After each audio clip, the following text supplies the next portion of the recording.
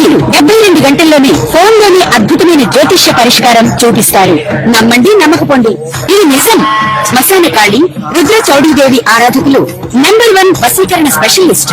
గురూజీ మనిషి పుట్టుక నుండి చనిపోయే వరకు వచ్చే అన్ని క్లిష్టమైన సమస్యలకు పరిష్కారం ఇక్కడ లభిస్తుంది. విద్య, ఉద్యోగం, వ్యవహారం, స్త్రీ ప్రేమ, పెళ్లి, సంతానం, స్త్రీ పురుష వశీకరణం, భూవశం, భార్యాభర్తల కలహాలు, కోర్టు సమస్యలు, విడాకుల సమస్యలు, చేతబడి, అప్పుల బాధ, ఇంకా మీకు ఎలాంటి సమస్యలు ఉన్నా 72 గంటల్లోనే శాశ్వత పరిష్కారం చేయబడును. ఓం మహాగణాధిపతయే నమః. ఓం దుర్గిలో నమః.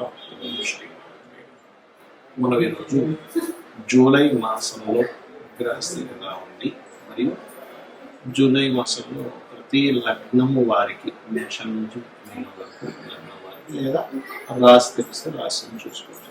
రాశి అంటే లగ్నం ఎక్కువగా పనిచేస్తుంది అని వెళ్ళాల్సిన ఇట్లాంటి రాశి నుంచి చూసుకోవాలి.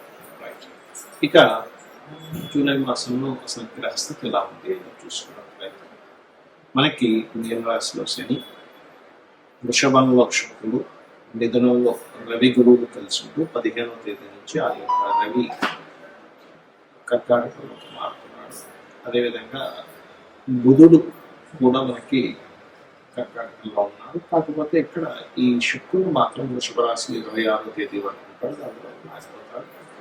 ఇక కుజుడు కేతువు కలిసి సింహరాశిలో ఉంటూ 28వ తేదీ వరకు సింహరాశిలో ఉంటున్నారు. కుంభరాశిలో రాహు యొక్క సంచారం, చంద్రుడు 2.5 రోజుల కోసం మాత్రమే ఉంటాడు.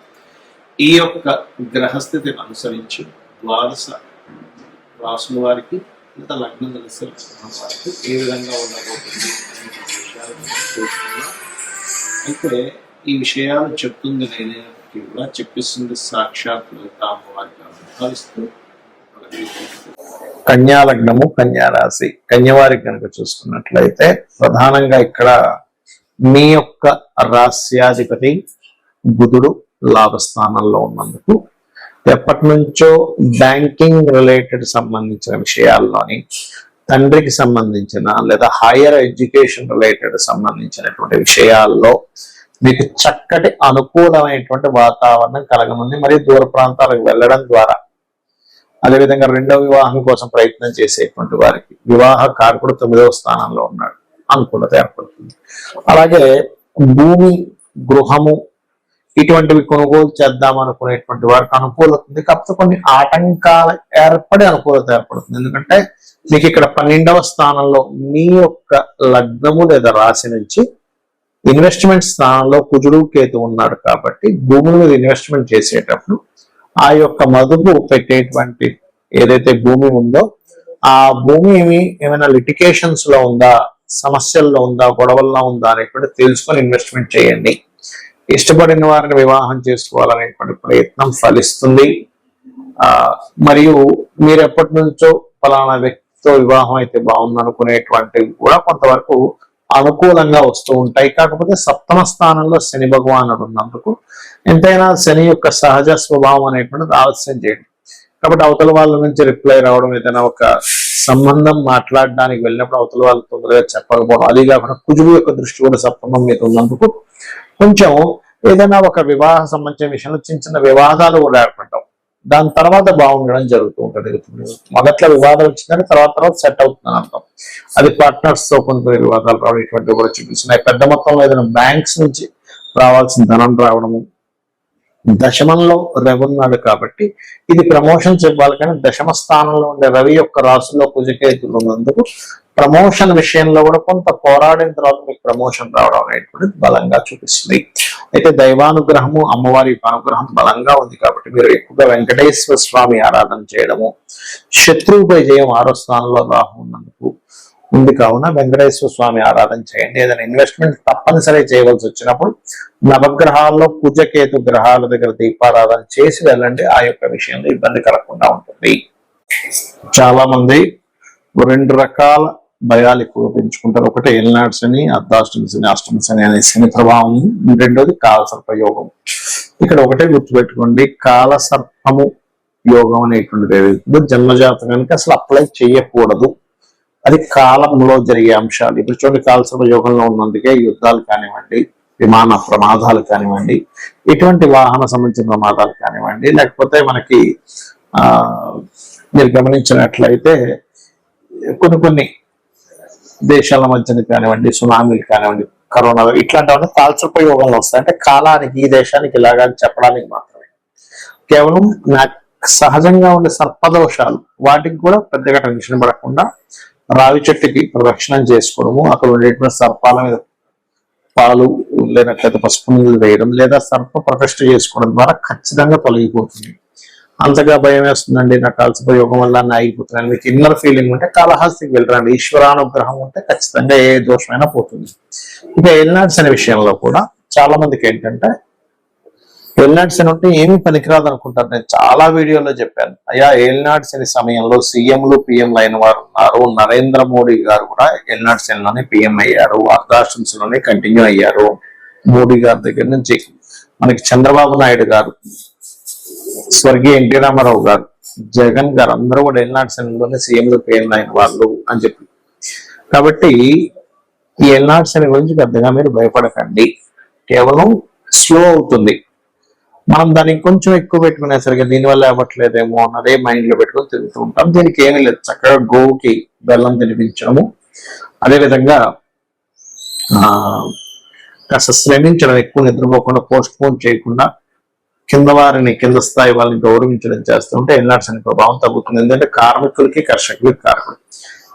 ప్రధానంగా మనం చూసుకోవాల్సింది ఏంటంటే మన జన్మజాతకంలో లగ్నము నుంచి 12 భావాలు ఎలా ఉన్నాయో చెక్ చేసుకోవాలి. ఎదగలేకపోతున్నాము, శరీర సౌఖ్యం లేదు, శారీరకంగా కష్టమే ఉంది కానీ సుఖం లేదంటే మీ లగ్నం ఎక్కడో పాడైందంటే మీ లగ్నాధిపతి ఎలా ఉన్నాడో చెక్ చేసుకోవాలి.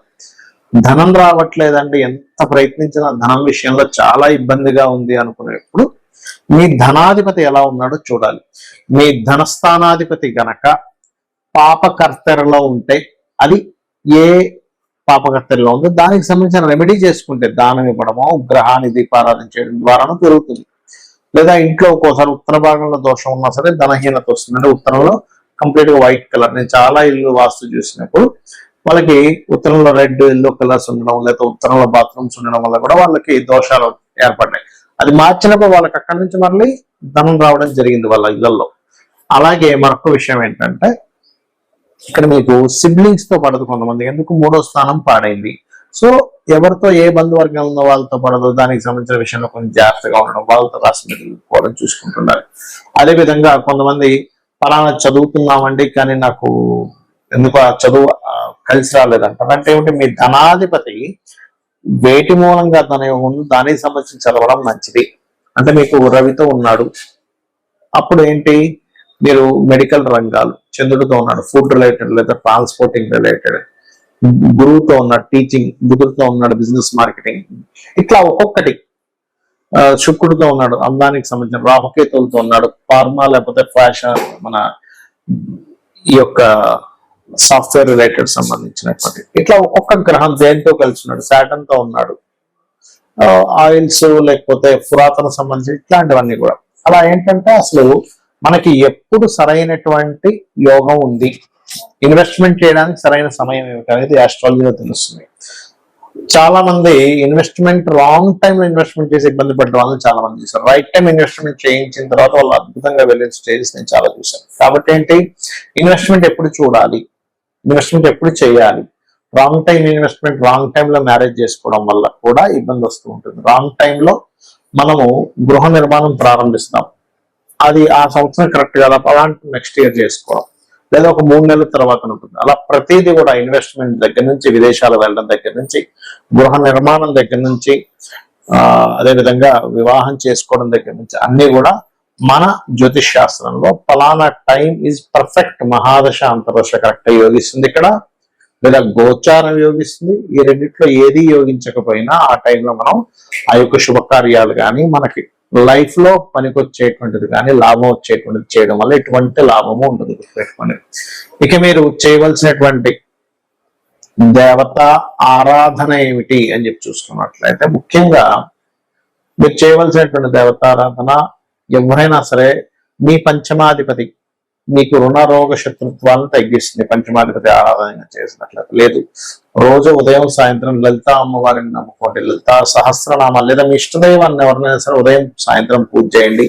ఖచ్చితంగా మీకు ఎటువంటి గ్రహస్థితి ఉన్నా, గ్రహస్థితి కూడా మనం పూర్వజన్మల్లో చేసుకున్న కర్మ వల్ల వస్తుంది కాబట్టి ఎటువంటి గ్రహస్థితి ఉన్నా సరే ఆ అమ్మవారు తొలగిస్తుంది, మీకు ఆనందదాయకమైనటువంటి జీవితాన్ని అందిస్తుంది. అందించాలని మనస్ఫూర్తి కోరుకుంటూ శ్రీమాత్రే నమః.